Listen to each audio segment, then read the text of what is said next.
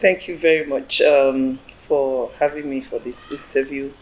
I believe it's a special edition to, celebrate my husband's 60th.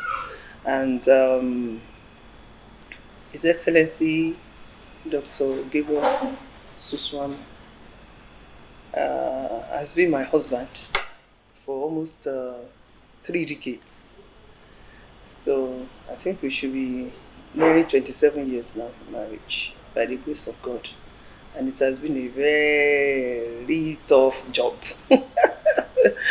Ah, it has been a very tough job. We hear that marriage is not a bed of roses, is this, is that, but ah, mixed with politics is a peculiar case. So, but by and large, we thank God. A lazy person couldn't have, a lazy woman couldn't have been able to pull through. So I thank God for strength. I thank God for His mercy on both of us. It's not everybody that married at the time we married that are still married or are still alive. So we have every reason to thank God for He has brought us thus far to witness His 60 solid years, the sixth floor of His life. So it's a great feat. I consider myself, privileged because it's a big assignment, and I'm sure it was designed particularly for me because I see the hand of God in preparing me ahead of all of this. So otherwise, if not for Christ, but we thank God for all the things we've been able to achieve together, all the pains we have gone through together, all the sacrifices we've together made, the good times, the bad times, of course, they're all there. As I said, it's not a bed of roses. Neither is even far-fetched when it's interwoven with political life. We barely had any honeymoon or anything. It was just shortly after marriage that he went deep into politics, and that brought his own peculiar challenges. So, as I said in conclusion, we give God praise because it can only be God that we have come thus far. High moment for any human being will be a relaxing, a glorifying, exciting. With politics, you can't have that. You can only have the fanfare in the face of public. you know. So I think it's just a natural thing for it to be full of ups and downs, the high moments, the low moments, of life. Of course, there will be. Well, there are quite a few, a journey of 27, almost 27 years. There will be quite a bunch. But let me recall, when you recall of things, disappointments in life, do you understand? Expectations not met. Of course, that can dampen any human being. And then when you look at when you have put in a lot of effort and is not appreciated, it can be depressive. So, and then when you look at times that you toil and labor, and in the political front, for example, if you think you have served with all your heart, with all your might, and then you don't get, the expected reaction, sometimes you can be depressed, sometimes you can be, downcasted. And then when you are not able to pull out to do the things that we personally, that is the sacrifice now. When you have to wake up as early as 6 a.m. to traverse to a local government to go and do something, it's not convenient. It's not convenient. When you barely get 4 hours sleep in 72 hours, it cannot be convenient. At the end of the day, and you still have to smile, you still have to be happy and appear happy and make people happy. Those are tough areas of the public life. Well, I think, as the Bible says, godliness and contentment. Number one, if you put God first, you'll be able to pull through life. You'll be able to, with the love of God, you'll be able to love each other even when you're unlovable. So godliness, number one. Contentment is, you are expecting your husband to be this or that, and he's not. You make do with what he is. The same thing, vice versa. You understand? So those are things that uh, makes any relationship to last. And then when you talk about tolerance, everything is buttressed around love. If there was no love originally from the beginning, it would be difficult to overcome some certain challenges. But the strong cord of love brings two people together constantly. So you discover that when there's love and it's genuine, whether it's pronounced so or not, you discover that there will be tolerance. You'll be able to overcome and forgive each other. There will be forgiveness. If you don't forgive, Yoruba people used to say that if you don't forgive the wrong of yesterday, you will not have somebody to play with tomorrow, because everybody is bound to wrong you. So husband and wife will wrong each other. You understand? But in the place of forgiveness, we move on. So I think, by and large, and then determination. If you are determined to keep to each other, it will just happen. Well, Akwaya is, I will not lie to you, is an incredible story, and is as good as the mystery of life. Life itself is a mystery. Marriage is a mystery. God is a mystery. So everything centered together is mystery. I cannot explain it because the disparities are just too broad. But God, in his infinite mercy, in his own wisdom, he fashioned it. Sometimes I can't even explain it. My husband himself, I'm sure he can't explain it.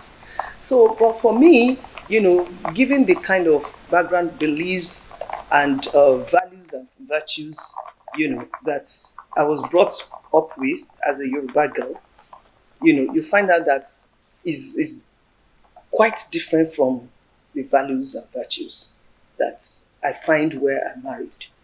But I thank God for the moral standard and the pedigree with which I was brought up, because my father trained us to be able to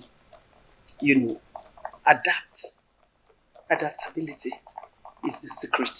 If you're not able to adapt, I've had several friends visit me and they say, "Who? My friend, I can't do this. I don't know how you are coping." But adaptability. I was able to adapt. Because it still boils down to love. When you have the love of God in you, you will know that you'll be able to adapt to any situation. Let me give you an example. If you want to find a way to your husband's heart as a Yoruba girl, you kneel down. If a Yoruba man sees you on your knees, you've weakened him. But if I tell you, if you do that to my husband, it's like you're insulting him. He just feels like, oh my God, why is she on her knees? What is the meaning of this? It's ridiculous. You can't explain that. But you just have to understand each other. Culture varies. But you crippled him. Whatever you want, you will get it.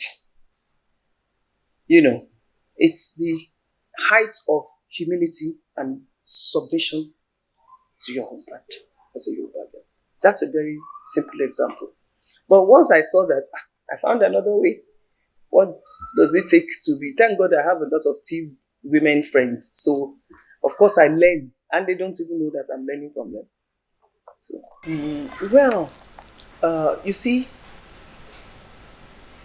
I shouldn't actually tell you this. That's a question that is very pertinent. You know what I mean? It's like you're asking Samson, a Delilah, saying that, what is the secret of your strength? So that I can give you to your enemies. That's just a joke. Now, I wanted you to laugh and everybody has laughed. So basically, you discover that Gabriel Suswam himself did not imagine that he would come this far at this age. That's the truth. It's just a thing of faith. Faith, where faith has brought him. It is purely the hand of God. It's like water finding its channel. That's the way I describe his political. Because there are many times that he just turns his back and something just gingers me and I'm like, I pinch him, and then the next step he gets through with whatever it is. So for me, God first, your own focus second. He focuses on what he wants to get. And then consistency. And then open-mindedness. Desperation is not part of this journey at all. And like I was telling somebody who wanted to succeed him, I said, if you are interested in this seat, let me advise you. How serious are you? He said he's not desperate. I said, very good. That's what you need. If you are desperate, you make a moribund of your ambition. So, my husband has not shown that level of desperation. And that has worked for him over the years. The moment a leader wants to lead with all the desperate things, desperation is completely different from determination. If you are determined, it's different from being desperate. So, and there's a big margin. So he's determined. He's been determined. Each time he goes for office, we talk about it. Why do you want to do this? What do you think you can bring to the table that will be different from, any other person? And by the time we answer those questions, we find out that it drives us. And do you know, once God sees your intention, he just makes it work for you. Once your intention is in tandem with the will of God, it will happen. And I think that's the secret. Well, number one, the first phase of your question, who is Gabriel? Gabriel is a young man. I met him as a young man, that had prospects, a young lawyer, and simple. He was very humble. I saw him as humble, and he was open to me, and so far he has been stable in character. And if you ask me if I knew he was going into politics, if I was going to marry him, probably not at that time. What would have been different was that, sit down, my wife, after we marry, I'm interested in politics. Then we would have sat down and agreed on some terms. That is no doubt. We would have done that. Because, you see, when you're going into marriage for the first 5 years, you're supposed to consolidate your family and make your family a formidable unit of your life. Not 3 months after marriage, then you go into campaign field out there in the day, in the night, no rest, no time together, everything was on the move. So, that's what we would have done differently. If it was before the wedding, I would have told him, first 5 years, we're not going to do politics. We're going to raise our kids and, establish ourselves in this union. But that didn't happen for some reason. I leave it to God. He's the one that is the master planner. So that's what I would have done differently. Not that I would have said, no, I'm not going to marry you because you're going to be a politician. No. I have no problem with politics. And democracy has come to stay in Africa, in Nigeria particularly. So whether we are getting it right or wrong, we will get there one day. So for me, I have always been prepared as a child to take, to have qualities of a leader. So if my husband was to vie for leadership position, I wouldn't have been the one to stand in his way. And you can't stop the hand of God. It only takes better planning so that, no other aspect of your life is suffering because of, politics. In politics, you agree with me, is highly distractive. It's full of a lot of distractions. I want to celebrate you and jubilate and thank God for 10 years, 20 years, 30 years, 40 years, 50 years, 60 years. I've never ever joked with birthday celebrations. First, I was born like that. I was born into that. My father celebrated his birthday every year with all his kids and kids. So, for me, every opportunity I have to celebrate life, once you are alive, you have to celebrate. I don't play with it. I don't joke with it. And I put God in the center stage. Now, another thing is that 60 is peculiar. It's a landmark in one's life, and it helps you. Yes, it's a diamond jubilee. So you see, diamond jubilee. Jubilee means jubilation. So I would like to celebrate my husband, jubilating and celebrating life, celebrating health, celebrating achievements, celebrating impact, and celebrating, hope for a better tomorrow. So it's all about gratitude to God. I would like to celebrate by giving thanks to God, and hoping that this period will make us to think back, retrace our steps, remember where we're coming from, know where God has brought us, and be able to strategize to where next we want to find ourselves. So for me, it's worth celebrating, and I would like to celebrate, and all well wishers to join us in this celebration in giving thanks to God for his life. Well, thank you so much for identifying my NGO to have made impacts. I don't think I should be the one to judge myself in this aspect, in this regard. I have put in my effort. I have sustained the effort over the years. I think we registered that NGO in 2008, and by the grace of God, we're still waxing on, However, I would have loved to have expanded much more beyond where we are. But unfortunately, the circumstances, peculiar situations surrounding where we operate has kind of slowed us down, but we're on. For example, the 3 clinics of HIV/AIDS that we established since 2008 in 3 senatorial districts, they're still very functional. They're still making impacts. They've impacted a lot of lives around where they are located, and they're still making the impact still today.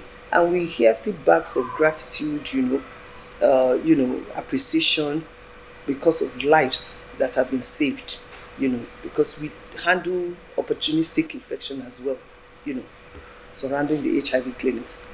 Then you find out that in the area of our skills acquisition, we're still making waves there, we train people in different skills. Recently, we had to cease admitting students because we needed to renovate the headquarters in Makurdi. So I think the renovation is concluded before the end of this year, and then we can swing back into full action. The agro-processing center is there. We can't take it from the society. It's there making impact in its own way. The unfortunate thing is the insecurity in Kasinala has made a lot of people to, flee from that area. And the edifice that we put up there is still there, standing. It cannot be taken away from that locality. Whereas we're supposed to be processing yam, processing cassava. We started processing cassava until the insecurity situation took its toll. The challenge we have in that particular location is that you discover that they frustrate a lot of, even the people we trained. We trained people from that locality to be able to operate and process produce, you discover that they are discouraged. The neighboring people just keep jumping the fence, proliferating, taking parts of tractors, taking parts of tricycles, and all manner of things. So for now, that one is not. We're just trying to relocate the spices section because we make 7 different spices from that center. So we're trying to relocate it from there because the spices must be produced, and we have not stopped because we've started the process of exporting them. Unfortunately, the first batch we exported, the documents were not properly done, and so they were discarded. FDA will not close their eyes for any single lapse in your importation in America. It's only probably here that they import things and then find a way of making sure that it gets into the system. It was not possible. So we're going to redo the papers and make sure that we send them. But locally, people are consuming our spices from that center. So for now, we're still making waves. We're still doing what we're doing. It's still impacting in the society to the glory of God. The second aspect of your previous question gave back to this. The NGO impacted on the government in my husband's administration, in a great way. It sensitized the people. It engaged the people. Okay? Now, on the other aspects of women emancipation, which was top-notch on my program, is this political empowerment of women. You discover that at that time, Akwaya, you yourself, you recall that in the past, women were so shy prior to that time to come out. Number one, they didn't want to leave their jobs. Maybe they had secular jobs. Number two, they have cultural limitations. Number three, maybe home limitations, home barrier. Maybe their husbands will not allow them. So many reasons. And then maybe the political stakeholders is dominated by men and they will not give room for women. So with all the sensitization, before we started identifying women who were capable of this political, who had merit, who had substance, who had value to add, to governance or to leadership. I started, underground to advocate the traditional rulers, to advocate the political stakeholders, at all levels, And by the time we did that, they they were at home with it. And then we now presented the women. Then we sensitized the women themselves and told them that, look, you have been following politicians from one place to the other. Of course, they are the most active. If women start running down a leader, it will be difficult for you to sell that leader at the polls. That's the truth. So we encourage the women that those of you who have that type of interest, come out. And, we identify them, lobbied for them, advocate for them in every way and empower them financially, morally, and otherwise. And we even did some training. You understand? We did seminars for them to know how to maneuver to get their way through. And of course, part of it was for them to know that they are not competing with men. They just want to go there and complement the efforts of the men. So that went a very long way to give back to female local government chairmen. It was highest in Benue at that time from history. Am I correct? The participation. We advocated for, female commissioner portfolio. We advocated, we got quite a few advisors and the rest of them, and even head of agencies. I remember part of them was GM Water Board, was a female who, had the guts to even come out to say she wanted to stand for governorship election in Benue State.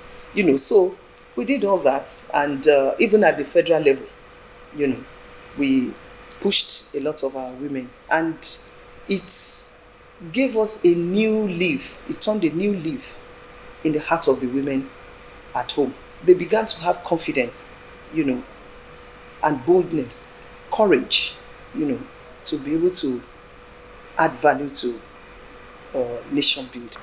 Well, that question is pregnant, and I do not. I want to know what might have suggested that is probably misunderstood. If there are, you know, activities going on that suggest that, maybe if you mention such activities, I'll be able to know whether he's misunderstood in that area. No, okay, the offices he has occupied, I believe he has been appreciated. You know, I believe that, you know, he has delivered on his mandate. He has left his mark. He has left his legacy. You understand? But if he naturally has political antagonists, no politician can boast of not having one. So, if it is concerning his future ambition, like he's trying to be PDP chairman, that's why I'm asking you specifically, is there anything that he took a step that you think that people misunderstood? You know, otherwise, I cannot begin to suggest that people misunderstand him. So, for me, he has political rivals, he has political enemies for diverse reasons. They have their personal reasons. It's their personal opinion. So I wouldn't know if somebody is saying, okay, I'm fighting Suswam. This is my reason. Then I can say this person has misunderstood him or has understood him so well that he's even against it. Otherwise, I wouldn't know why his political opponents have decided to go on that against him or otherwise. You've answered the question. Thank you. I wouldn't know. Yeah. And I would really like to know. You know, for me, my kind of politics, if I'm with you today, we're in the same camp, and you have done something that I think is wrong, or you are taking a stand that I cannot stand with you on that note, I would not fight you. We'll sit down on a round table and say, look, you're going this way, I want to go this way. That doesn't make us enemies. We can differ on policies, we can differ on, you know, philosophy of life, we can differ in ambition. So, or you're looking for this, I'm also looking for it. I cannot step down for you, so go and find it your own way. I will find it my own way. You go your way, but you don't need to destroy each other. You don't need to be at each other's throats. Because when you do that as leaders, it shows you're a desperate leader. And a desperate leader will always look for destruction. It must be me, otherwise I will destroy it. That's not a good leader. Oh, well, I'm not a seer. But one thing I can tell you is that, and God has not shown me particularly that He's taking him in this direction. But I know that anyone who started when we started, 1998, and has come this far, contested, I think, 7 elections, and has won 5, I think I want to be an Angama lizard and nod my head and say, well, kudos. Because 5/7 is remarkable politically. And especially now that everybody wants to take political office by all means, by hook or by crook. So I think, by and large, God has been gracious to the Suswams. And if we're to look back, even if we don't have such opportunity again, what we have done is impactful. If the opportunity presents itself, oh yes, we are still willing to serve. As you said, 60 is a young age politically. You know, we're still willing to serve. And thank God, the man is energetic. Myself, I'm energetic. We are very youthful. So, I believe that the state where our country is now, it is good to step aside, ponder, okay? Assess the situation and let us see where the country is dwindling to. And we can only do that prayerfully, and pray that it does not implode on every one of us. For us, we have sacrificed, we have labored, we have put in our best, our time, our youth, our energy, our resources, our intellectual, intellect. We have intellectually, impacted in one way or the other at all levels. So for us, we do not want to see a worse Nigeria from where we